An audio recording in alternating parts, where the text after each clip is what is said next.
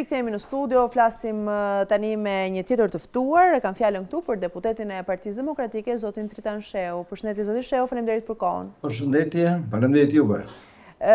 Do doja që bisedën ta nisim me atë çfarë zoti Berisha ka pohuar edhe gjatë ditës së sotme, protesta e radhës, është ajo e datës 10 shkurt, një protestë kjo kombëtare po ashtu, e cila do të pasojë protestën e fundit, që lan pas me një pjesëmarrje që në pamje të parë u duk që kishte pjesëmarrje të gjerë, por nuk dim çfarë prodhoi e nesërmja e protestës.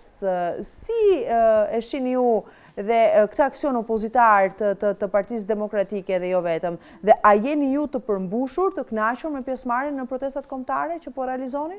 Shiko, s'pari jenë çfarë prodhoi protesta e kaluar, prodhoi atë që prodhojnë protestat e fuqishme në tërësi të opinionit publik kundër një regjimi. Prodhoi atë që prodhojnë protestat. Shprehu revoltën, shprehu pakënaqësinë, shprehu vullnetin për të ballafaqur me regjimin, pra shprehu forcën e njerëzve në tërësi. Kjo është protesta.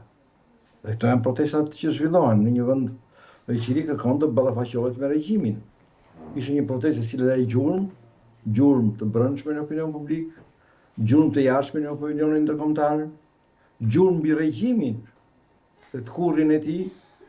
Pra në gjurmë të fuqishme ishte një hap, një shkallë në shkallën e protestave që po zhvillohen fuqishëm për të çuar vësaj në rrëzimin e këtij regjimi, në krijimin e mundësive për një qeveri teknike dhe për të shkuar pasaj padyshim në një proces votimi të ndershëm ku njerëzit me votën e tyre të votojnë për atë që duan. Unë do të bëj një parantezë. Se një ditë herë kam dëgjuar një pyetje të çuditshme. Po, pse të dalim protestojmë? Që të vi ky apo ai në pushtet? Jo, nuk është kështu. Protestat janë për të ballafaquar me regjimin. Që ky regjim të çarmatoset nga ato armë që ka që deformon votën.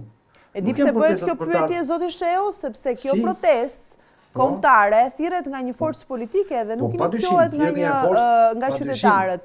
Ndaj shumë pyesin, kjo protesta e drejtuar nga opozita dhe Partia Demokratike ka synimin që nesër vendin e zotit Rama ta zë zoti Berisha? Thirret nga një forcë politike për të kundërvënë regjimit, për të hapur mundësinë e vendosjes së demokracisë.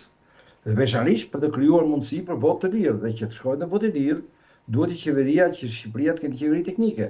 Pasandaj se kush do qeverisë më tej, do ta vendosë shqiptarët me votën e tyre të lirë kur të krijohen mundësi për votë të lirë. Kjo është thelbi dhe kjo është esenca.